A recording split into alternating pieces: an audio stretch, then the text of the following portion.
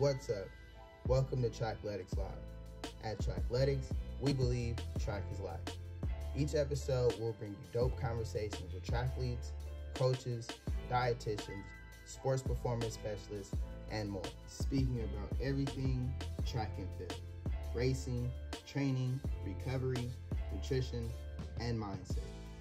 I'm your host, Samar, founder of Trackletics. I've been running track for over 20 years now. I've been a personal trainer at top gyms like Equinox, 24 Hour Fitness, and LA Fitness. Our mission with Trackletics is to push the bar of human performance and the sport of track and field further. Everything we do and everything we have become is deeply rooted in our passion to help triathletes reach their full potential. You're listening to Trackletics Live. On this episode of Trackletics Live, I'll be speaking with professional Adidas athlete Noah Williams. At the time of our conversation, Noah was competing for LSU. You can follow Noah on Instagram at INTL_NOAH. Please like this episode and subscribe to our podcast for more. Let's get into the conversation. Welcome, my boy. Welcome. Noah, everybody. What's going on, Noah man? To the Trackletics Live. What's going on, man? I appreciate the love. Man, I appreciate you being here. Welcome to the family, bro. Let me go over your bio again so people know who you are, my guy.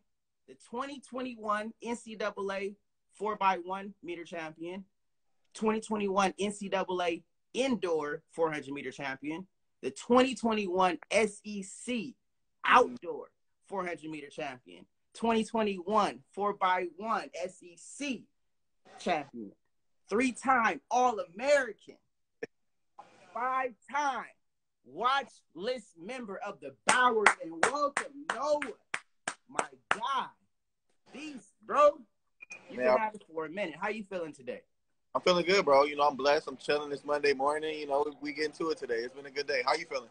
Man, I'm feeling good. I actually just got back from a workout. I'm a little sore. We hit some squats, some bounds, some jumps. We got it in today. Have you practiced already?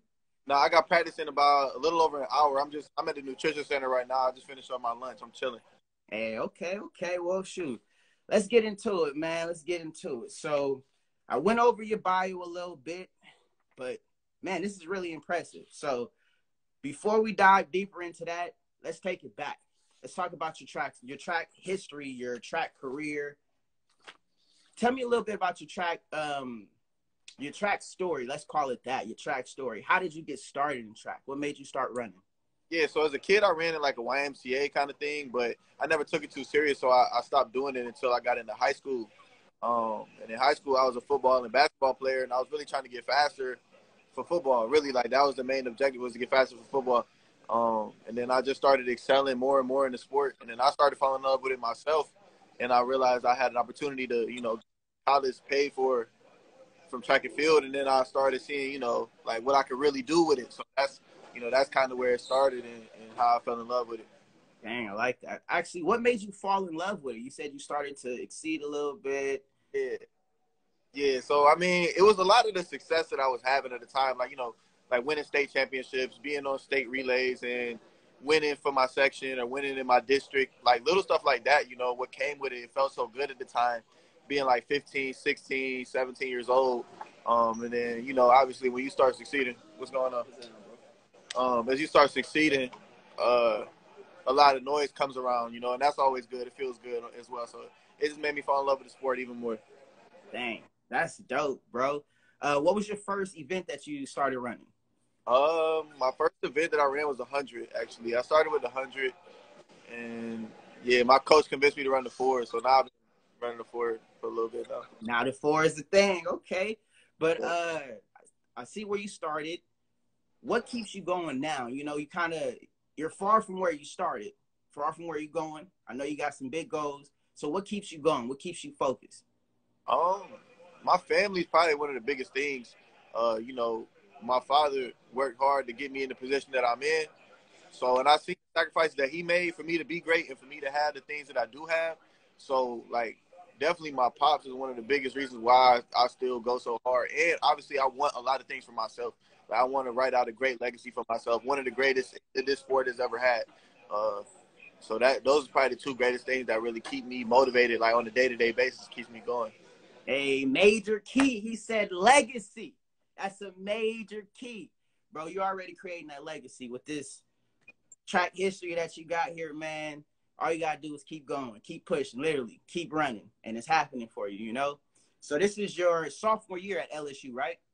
This is my second year at LSU, but this is actually my 5th year in school. This is my last year of school. What school did you transfer from? The University of Akron in Ohio. If you don't mind me asking, what made you transfer?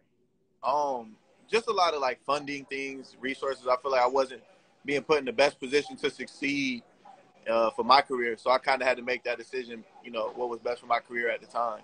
Nah, it's really just, you know, lock in and focus on what it's going to take to push your career a little bit further. I like that. But sophomore year or second year at LSU, I know you guys already started training. I seen some bleacher runs. I seen the coach out with a whistle. I seen the shirts off. People laid out on the track. Looks like y'all really going at it, you know? How are you feeling about it? How are you feeling about your team this coming season? Yeah, I'm feeling really good, man. We've been going at it every day. This is probably the most – last year we were competitive, but this year I think the group is more competitive, even down to the freshmen. Like, everybody here we just want to work. We just want to be great. So we got a good, like, 9-10 guys every day that just come in ready to just kill. Like, we all dogs, so it's been fun, you know. All dogs. It's go time. I like it. That 400 time trial, boy, you was moving. I see you out there, homie. Yeah, that was cool. How you feeling about your conditioning right now? Are you feeling like you're in good shape, or are you just getting started? Because that was pretty impressive. Yeah, that felt like a cool warm-up doing that. That's warm-up? Like I think we was in October. It was like late October, mid-October when we did it. So it was a little bit earlier than we did it last year. And my main goal was just to run further than I did last year. And I did that. I did better than I did last year, and it's earlier in the season. So I just used it as a benchmark. Like, okay, no, you ahead of where you was last year. And last year, fast. So to answer your question, man, my conditioning feels great. I feel like I'm in the best shape that I've been in for any year of fall training. So this year is really going to be special. Like, I just got to stay healthy. That's all it is. That's all it is. Stay healthy, and it's happening for you, bro. I feel proud just watching your career, watching your journey, watching the growth. We can literally see it in the videos you posting. Now, I know you holding back and not giving us all the training content, but we can literally see your progress, bro. So keep going. It's really happening for you, man. But now that we're talking about workouts, what's your favorite workout? It's got to be 250s, man. 250s. I love doing 250s. For the 400, I feel like 250s, whether that's 2 or 3, you really don't need too many. I think that's the perfect race model for the 400, you know, like, because for me at least, you know, the most important part of my race is that first 250 and putting myself in the right position. So if I could get those reps in practice and understand, you know, how my body feels coming in at 25, 26, 27, like right around there, it's just a better gauge for when we really get into racing deep into the season. So that's probably my favorite thing to do on the track. But I've really been trying to take the weight room more serious. So this year I would say, like, really, like, make sure we're getting in the hang cleans right, getting the deep squats right.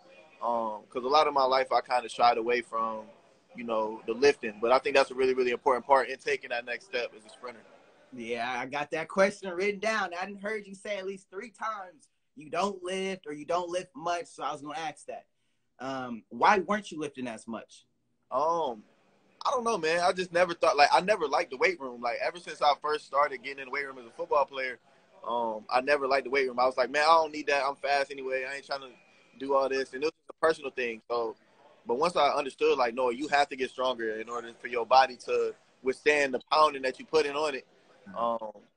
You know, I really had to buy into the program. And I trust Coach Boo, and I trust what they're doing out here, that the weight program is going to be beneficial for me. So that's probably been the biggest changes. That's deep. Really buying into the program, trusting your coaches, trusting, you know, your teammates as well, that they're going to continue to push, put more weight on, go faster, go harder at practice. That's deep, bro. That's deep.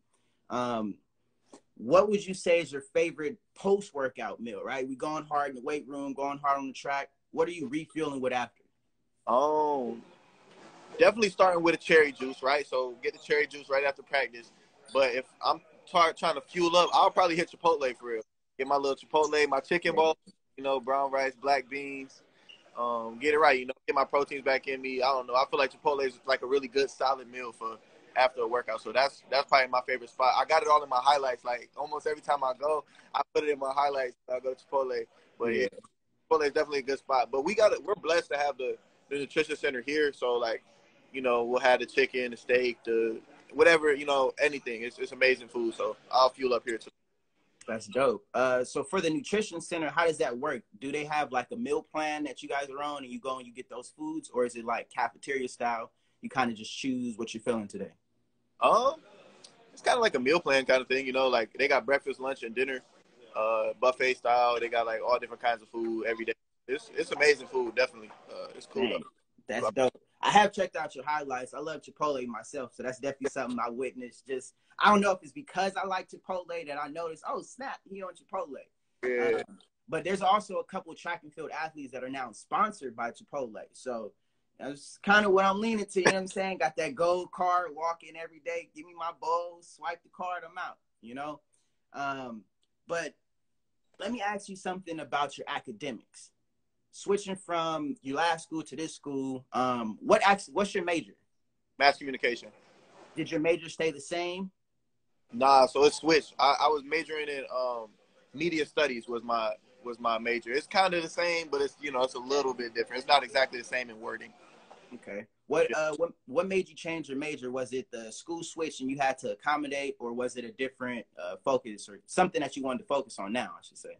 Yeah, it was more of my personal focus, but LSU didn't have the same exact program. The program I'm in now actually fits, like, aligns my vision more than what I was doing before, so it kind of worked out, but you know, I still ended up having to switch.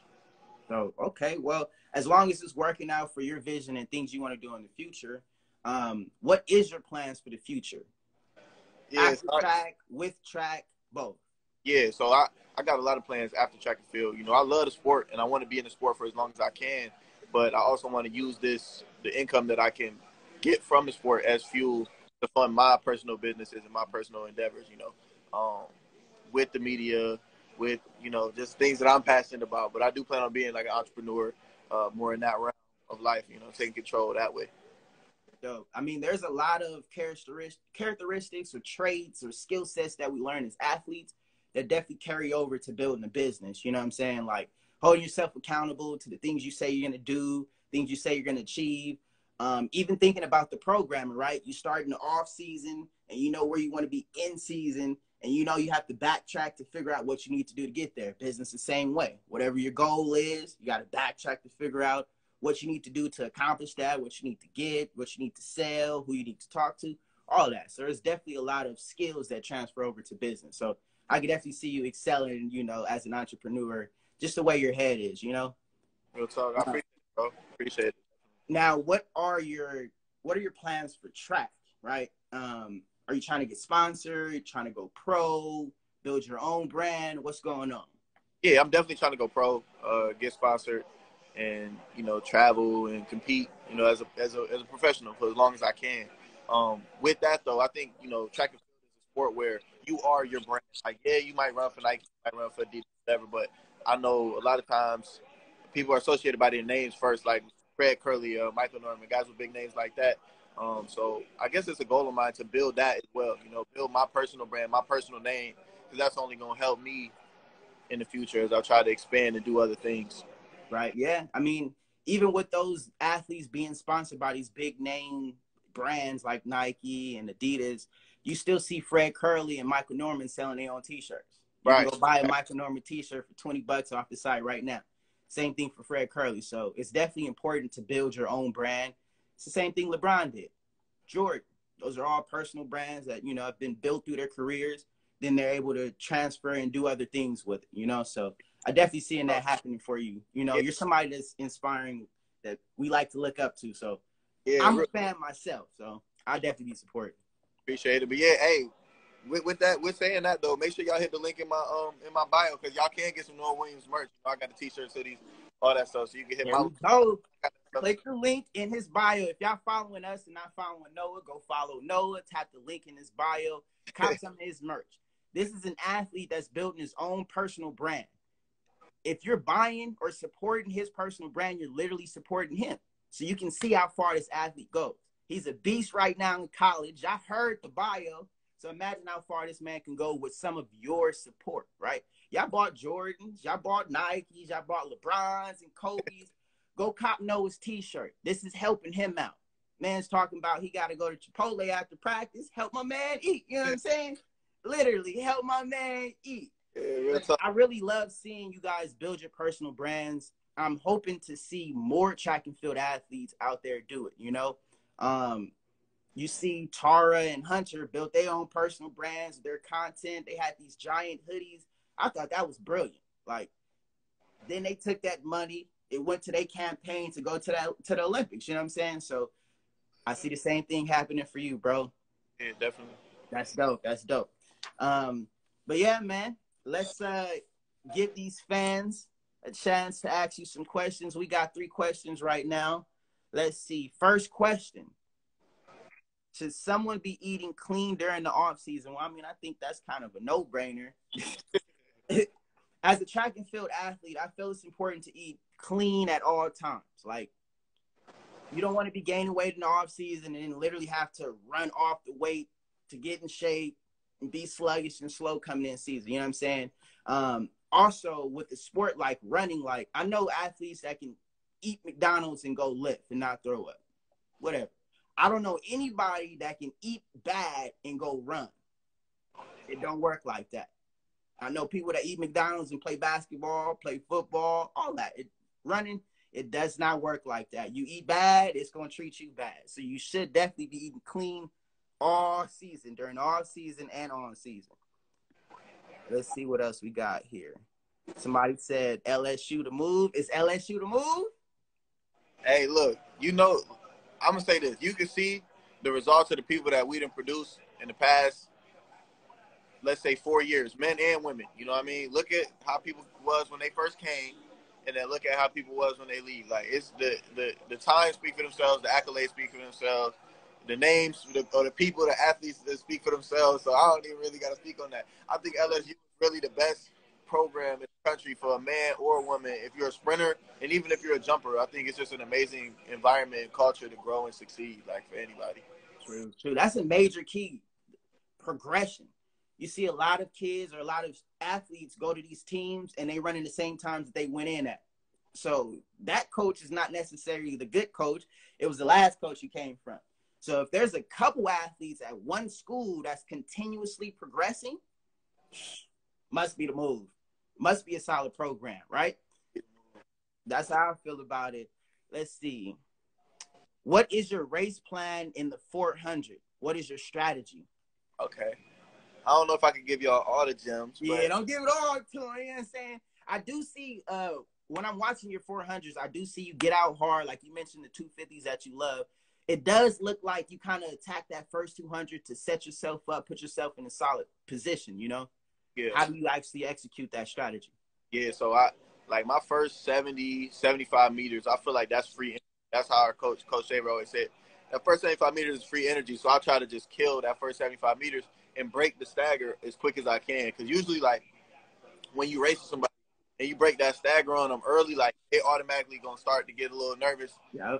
Whatever. And then but I know that I'm in a good for myself. So if I come through the 200 around, like, 21 flat, 21.3, like, in that range from there, then I know I'll be comfortable to finish. So, my first real, like, 250 to 300 is the most important part of my race because I know I'm a finish. I'm always trying to finish with whatever I got, but I just got to make sure I set myself up properly so I can, you know. Dope. Yeah, we call that stagger snatching. You start snatching staggers out here, people start, what? Let their whole speed up. It's like you taking their energy and you can go by with it, you know? Yeah. Let's get 2 more questions. So if y'all want to ask Noah a question, go ahead, drop it in the question box. Let's see. That last one was a really good one. Race strategy. Well, let's actually talk about your race strategy for the 200. I know a lot of people that try to just go balls to the wall from the jump. Some people try to get out hard, free energy, come off the curve with good form and then open up from there. What is your 200-meter race strategy? Yeah, so honestly, my whole life I was one of those guys that thought you just run it hard. like I hadn't ran it in some years until this past outdoor. But my coach, he was like, look, you got to push out your first 50, float for maybe about 30, and then hit it again with about 120 left. So when you coming out the turn, you want to be at full speed.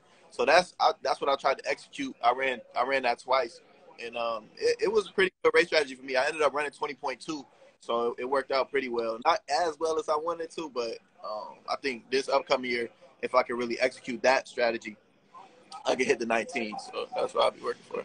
Yeah, bro, that leg speed. We definitely can see that you have the strength, but you getting more leg speed for sure. And that 400 time trial was like, that boy covered a whole lot pretty quick. You know what I'm saying? Like, I remember when Instagram had short videos. So I'm watching it like you almost racing Instagram. You know what I'm saying? Like, how quick can you get there before my phone switch to the next video, bro? Quick. Let's see. One more question. Somebody wants to know best weight room exercise when you go on 100. This is a good one. What's your 100-meter personal best? Man, I don't even want to say it because I ain't running yet. But so you haven't ran any open ones while you're in college? This is like past times. Not while in college. I ran one in high school, and I ran 10.6 in high school. But 10.6 in high school, boy, you're moving. You're moving. It was all right. It was cute, you know. Yeah, but hey, for you to be running, to think of this, you're a 400-meter runner now. That means you were potentially like, you know, you could have been good at it at that point, but you were in the 100. So right. For you to go 10.6 in the 100, that just shows like this dude got some speed. You know what I'm saying? That's impressive for a four. That's what Fred Curley did. In the 400, you start dropping down. You like, dang, okay, he got some speed. He gonna eat them 100 meters in the 400 up, basically. You know? Yeah. So I actually want to see what I'll do this year because last year, as some of y'all know, I ran the 4x1. I was on the national championship team and the SEC championship team in the 4x1, and a lot of people didn't expect me to be on there. Like, well, he ran the 4, but I'm fast though, like, you know. So this year, hopefully, my coaches will actually let me run the 100 and we can see what I can do because I think I can run something crazy. We just gotta wait and see. I think so too, because you have the strength of a 400-meter runner. So when I seen the relay coming up, I was hoping for like, bro, they need to put my boy Noah on that. Like, who else would they put? He's that guy. You know, the 400 is strength, but you also show that you have that leg speed. So when we get into a team environment and you're literally competing against somebody right here, I know you're gonna hit that gear and go off on it. You know what I'm saying? But that's it for us, Noah. I really appreciate you connecting with me, man. Going live, answering these questions. The fans love it. Look at all these hearts and these waves. Crazy. But again, man, make sure y'all go follow Noah. Tap the link in his bio. Buy some of the merch. I'm actually going to cop me a t-shirt. Make sure I'm supporting you too, my guy. I appreciate it. Word. That's love, bro. I appreciate the love. I appreciate all that, man. Always, man. That's it for Trackletics Live, y'all. Y'all have a great day. Peace. Peace.